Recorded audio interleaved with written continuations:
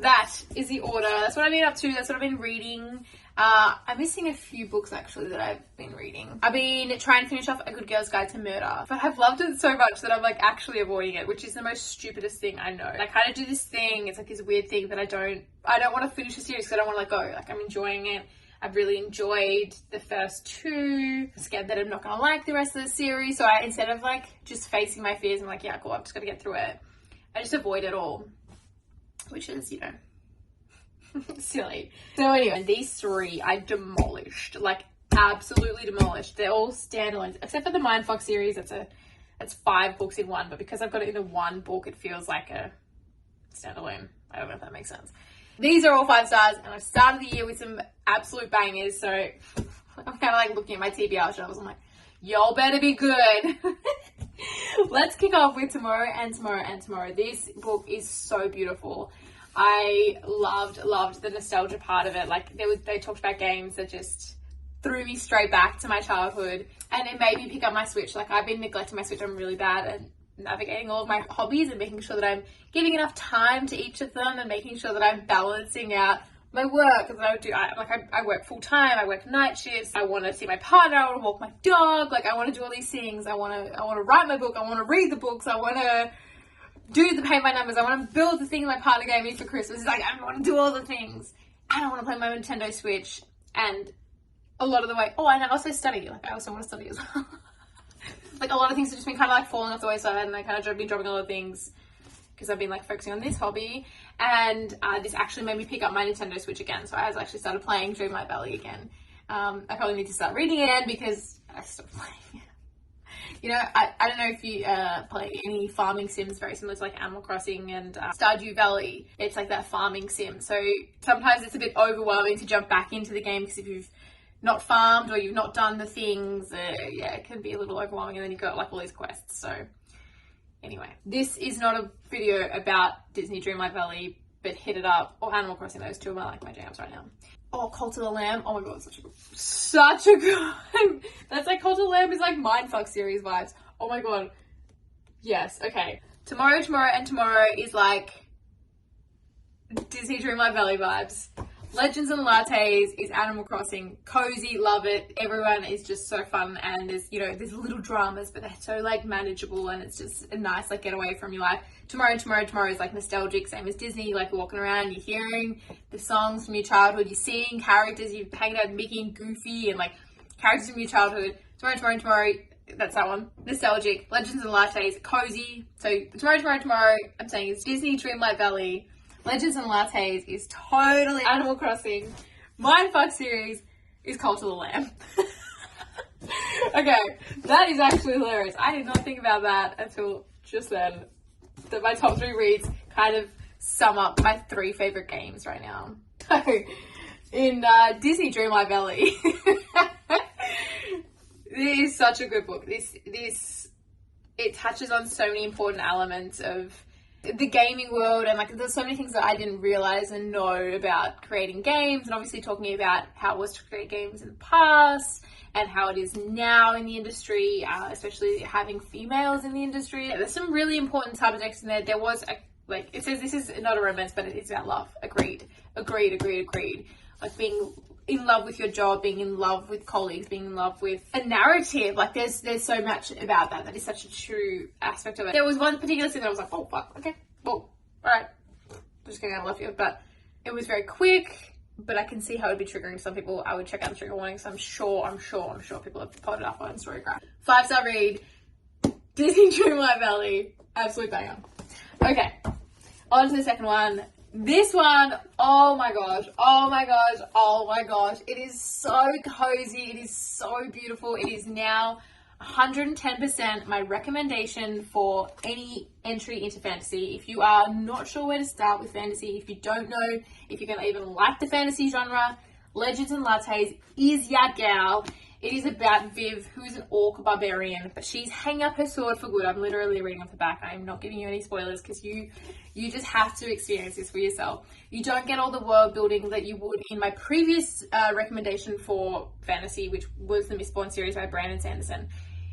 Now, like reading this one and comparing the two, I would say now that the Mistborn is kind of higher fantasy. So if you're wanting to get that more world building, going across a couple of books, that's definitely the recommendation. But Legends and Lattes is like your, am I going to be into reading about different races like orcs and gnomes and succubus, words that you don't know, but you just have to like, yeah, I think that's the word, as you're reading. But you're not even like, you get a little of the world, you understand kind of why Viv is doing what she's doing, and you get to the point where you're like, just, I hope she gets to make a coffee, like make a freaking latte. Like, it's just so beautiful. It's a book about friendship, it's about trust, it's about community, it's about just being a nice person. I think it's a really beautiful story, and I think really, there's some words in it that even I was like, wait, what? I had to Google. I think this could be read by young audiences for sure. There is just there's beautiful relationships in there. There's beautiful found family. Yes. It's almost like the blurb is about the book and saying the words that I want to say. It's an absolutely stunning book. I highly recommend this. Going back to my video game analogy, this is totally your Animal Crossing vibes. If you've played Animal Crossing, you'll know any of the Animal Crossing across any of the consoles. So if you've played from your DS, now you're playing on the Switch, you'll know that all of the characters, every freaking time in that game, they're so kind and they're so loving and they just want you to succeed in their village, and it's beautiful. This is it. This is Animal Crossing in a book. It is just so cozy, so sweet. I absolutely demolished it sitting there with a coffee. It just felt right. Even the scenes where they weren't actually drinking coffee, they were just talking about it, or they weren't even talking about coffee at all, they were talking about other stuff. I still felt it just was like, I just sit to my coffee and the vibes were right. So yes to this one, your Animal Crossing vibes. Now, okay. All right, this is a big one, and this is, please read the trigger warnings before you even think about reading this book.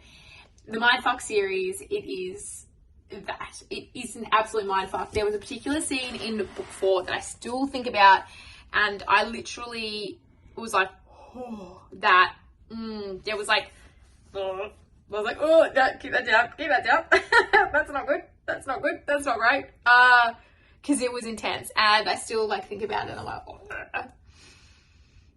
just thinking about it right now, I'm like, my tummy feels funny. I'm getting squeamish. Okay, let's stop thinking about that particular scene and let's talk about the actual, like, there is a lot of things in this book that are just wrong, plain wrong, but you're rooting for them. You're actually wanting the wrong things to happen, because as the story progresses, sorry, I thought I heard someone in my backyard. I thought my partner had come home. I mean, he's used to me sitting here rambling to myself about books. But there's, like, you're actually wanting the bad things to happen. You're praying that she doesn't get caught. You're like, nah. She just needs one more. She just needs to do this one more thing. Just let her do this. Or just, what are that fucking geezer? Like, she has to get him. Because as the story is progressing, you're learning about why. Why have we come to this moment in this person's life that she feels that she has to do such drastic actions, and then you are learning about it and you're going, actually, you know what, fuck it, like it says here, we watched them burn together. Yeah, fucking like let the world burn. Like literally, it was like, yeah, gross. Please read the trigger warning because it is just absolutely fucked. There is just some scenes in there that are so gruesome. The sex scenes, there's a whole bunch of sex in there. It's not like smutty. It's like, yeah, I mean, I guess it's smutty. I guess if you're coming from like romance books, then this is definitely going to be smut. Yeah. 5 stars, but I am not recommending you this book because I do not want to be held responsible for how you feel, whether you read it or not. I don't want to be responsible for it at all. But I personally have given it 5 stars. Check the trigger warnings because this is the Cult of the Lamb in a book. The Cult of the Lamb is such a fucked up game. It's like a cozy farming game. Like it's your cozy farming, but it's like at a fucked up level. This is like your progression. Like you start at Animal Crossing because it's cute and cozy. You go to Disney Dreamlight Valley because it's nostalgic. Then you're like, hey, I like farming. Then you go to Cult of the Lamb. You're all of a sudden sacrificing people. You're marrying a lamb, and then you're sacrificing them. Yeah, that kind of sums up your progression. I don't know what else I can say about the Mindfuck book. It's a really good book, but it touches on really fucked up things that definitely happen out in the world. The consequences for people's actions, the justice that doesn't seem to have been served. It's a lot. It's a lot. And it feels very weird to be sitting there having these two in the same handful, but very heavy, literally, very light. I mean, I think this is it. This is your lightest to you're like, oh, wow, okay, it has some stuff to think about, to like, oh my fucking God, what am I reading? And it's literally, I don't know, I can't remember if I've said it, but it's like a car accident. I think maybe I said it on my Instagram story. It's like a car crash. Like you're driving past, you know, like the traffic's pulled up. You're like, oh God, there's something going on down there. You kind of like looking and being like, oh, can I slip around that lane? I'm like, nah, cool. And then you see the car accident and all of a sudden you're like, I shouldn't be looking. You shouldn't be looking, shouldn't be looking. But you're still like looking. And then once you do see something, and especially if you see something, and then you're like staring at it and you're like, oh my God, it's stuck in my brain. Oh my God, I shouldn't have looked. I shouldn't have looked. I shouldn't have looked. Did I just make that mark? Fuck. Anyway. So you're like looking and then you see it and you're like, oh my God, I shouldn't have looked. I shouldn't have looked. It's stuck in my fucking head. But you looked anyway. That's his book. You're like, I can't keep reading this. I can't keep reading this. But I can't see an effort. I can't put it away. I have to know what happens next. So that's what I've been up to. And yeah, I'm reading some other stuff too, but this and my mark on my wall. I'm gonna have to look back at this video and be like, oh God, where did I actually make that mark? Fuck. Anyway, highly recommend these books. They are such wonderful books in their own rights. And then the games that I've related to them, also recommend if you're a Switch lover like I am. Yeah. See you soon.